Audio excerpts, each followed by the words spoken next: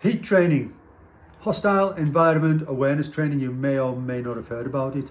I've been asked to do a short video on this, and I'm coming at it from an unexpected angle, really. Probably not the angle that the person asked me was thinking about at the time, but I'm going to look at this from decision making.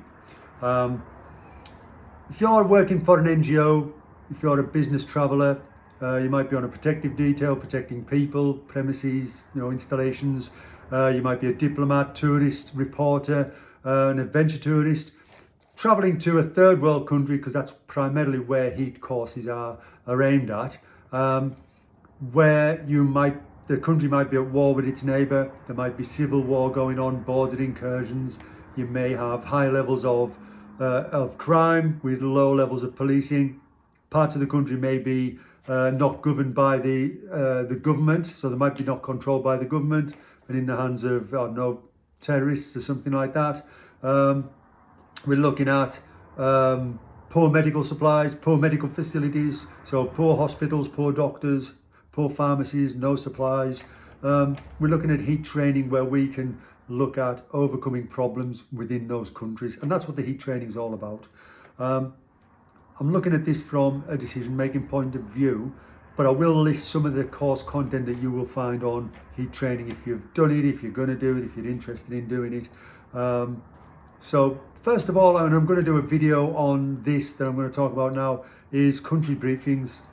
So I'm not going to include this in the decision making today, but I'll do a full video on what country briefing should include. So if I was doing a brief overview for that, would be looking at the country as a whole, looking at its neighbours, what's happening in the country surrounding that country, and then breaking that country down into regions. So what state or county am I going to be living and working in? What city, village, town am I going to be working in?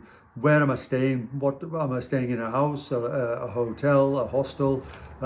What's the crime rate? What's the roads like? What's the driving? I'd go into everything regarding that. So that's your pre-deployment. So that's the start of what should be covered when you're going in country. So decision making. What types of decisions do you have to make now in your day-to-day working life? Because when we're looking at some of these problems we're going to be facing in the third world country, a lot of these are going to be life-threatening decisions. My life, your colleague's life, maybe people who you're working around. The decisions you make could also affect those. So we're going to look at different things. Information collection. So, data collection. What information do we need? Time and options. What time do we need and what options do we need? What we're looking at all the time is problems. We're looking at what are the problems, and that's the course content that you're going to face when you attend a heat course. So I've just made a quick list here. So you're going to do travel management, travel and journey management, whether you're traveling in country by vehicle, by car, by train, you're going on water, or you're traveling through air while you're in country. Survival training, medical training, kidnapping interrogation training, comms, firearms awareness, landmine awareness, escape and evasion. Now, I'm not doing this course, this video to go, I don't agree with that, I agree with that, what should be or should not be on a heat course. These are some of the things that you will find on heat courses. So, well, all these are the problems. These are problems, major problems, and on here I've not touched about natural disasters. So, and one of the big things you may not get on your heat course are natural disasters. What do you do? What do you do when a natural disaster is occurring? What natural disasters occur in the regions or countries that you're going to? So first things first, how much information, and I've said about you asking yourself what decisions you make in your working life. You're making day-to-day decisions, but maybe not, unless you're working in the military, law enforcement, medical facility or something like that, making life-threatening, life-saving decisions. Life-threatening decisions, I nearly said that. Life-saving decisions. So how much info do you need to make a decision? So ask yourself that now in your daily life. What info do you need to make a decision? How much time do you need to make that decision? And then what are your options after that? So when we're looking at options, we need at least two, Because if I've got a problem in front of me, my first solution to that problem gets blown out the water. I don't want to be stuck for a second decision. I don't have to start reanalyzing everything. So I need at least two options. So like I've said, the problems that we're facing, the list that I gave, they're the major problems. We've got our day-to-day problems. Yeah, we might get dysentery, cars break down, we blow a tyre, we haven't got any kit, we haven't got any resupplies, drivers haven't turned up, comms are down, satellite nav's down, sat phones are not working, we've got no, telephones are few and far between. Everyday problems, that we need to do on the small scale, but are still problems, still needing decisions to be made, depending on why you're in country. General Colin Powell devised a system through his military career, which is absolutely brilliant, called the 40-70 rule. So 40, when we're making decisions, we're looking at 0% to 100% of information that we need. And he's devised this 40-70 rule. So if we've got 0 to 40% of information that we require, and we make a decision then, that's going to be too early. Subsequently, if we make a decision when we've got 70 to 100%, we've left it too late. Now, when we're looking at decision making, we've got to look at consequences. What are going to be the consequences of the solutions that we make when we're looking at the decision making?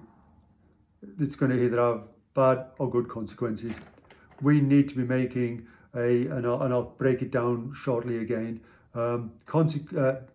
decisions 40 to 70%.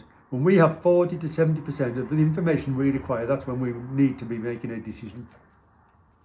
And within that, we've got three aspects of time that we need to consider.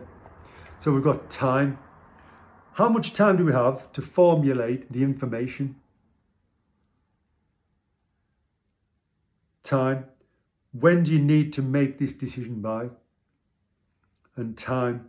How much time do you have to act on that decision? So let's say you're in country, you're driving down the road, whether you're a single vehicle or a multiple vehicle convoy, depending on what you're doing, all of a sudden in front of you there is a illegal vehicle checkpoint with armed guys there. What are you going to do? Now, we've said about the 40 to 70%. Now that 40 to 70% may be a minuscule amount of information, because if I've got to act in the next 10 seconds, I'm not going to have much time to gather as much information, decide, come out with a couple of options. I might have a decision to make I've got to decide on it tomorrow. So I've got a lot longer to gather that 40-70% of information. So three aspects of time. How much time do you have to formulate the info? How much time do you need to make the decision? And then how much time do you have to act on that decision? And where this comes in, it comes in at the 0 to 40% when we're looking at making decisions too early. So are we panicking?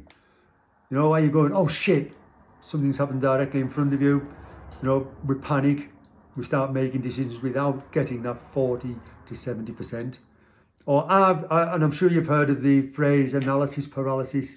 How are you waiting? Are you scared to make a decision? Yeah, no, I don't want to make a decision. I haven't got enough information yet. Analysis paralysis. Think about the flight freeze or flight model. So 70 to 100%. Are you waiting? What are you waiting for? Why are you waiting to make that decision? Oh, I need more. Are you scared? Why are you waiting for more information? Think of consequences all the time. Cognitive decisions are made 40 to 70% with information. That's when we need to be making that. That's the sweet spot where we need to be making that decision there. And then our options. Now our options, we need two, but also we need to give them. And I'm saying some of these are really fast decisions, aren't they? Snap decisions. Let's do this right now. What's the scope of what's going to be the consequences of our decision? And how far-reaching is that decision going to have? Now, that might not be the consequences and the far-reaching scope of those decisions might not affect me personally, but what if we're working for a company? What about the reputation of that company? How's it going to affect your family if something happens to you as well? So we need to have also to understand the scope of our decisions and as well as the consequences. So some of this we can do through training, can't we? We can tabletop, we can practice. We can talk through. Okay, what would we do if this happens? What we're going to do if that happens? So we can sort of pre-plan certain things, pre-deployment. Like I said at the start, all this heat training is primarily third world countries, but as we've seen, first world countries are starting to be shitholes as well these days. We're seeing lots more murders, lots more no-go areas. You look at any major city with the amount of traffic, how long is it going to take police to get to your area in a first world country? How long is it going to take medical aid to get to you in a first world country? We've seen so much violence these days. First world countries, are becoming third world shitholes, as everybody knows. So, you can transpose your heat training from a third world country into a first world country as well. But give decision making. Make sure that on your heat training, they are looking at decision making. Because if you can't make a decision, all that training, the travel, the survival training, your firearms awareness, landmine awareness, resistance to interrogation, kidnap, escape, and evasion, that's not going to mean shit if you can't make a decision at that time. And it's your life, it's the life of your colleagues, it's the life of those working around you as well that are going to be affected by the good or bad decision.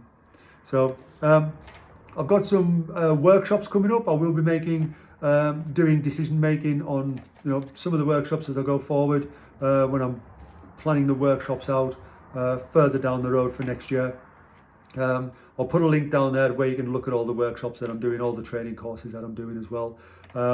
My name's Rock Higgins. This is Viper Tactical Training. Stay dangerous.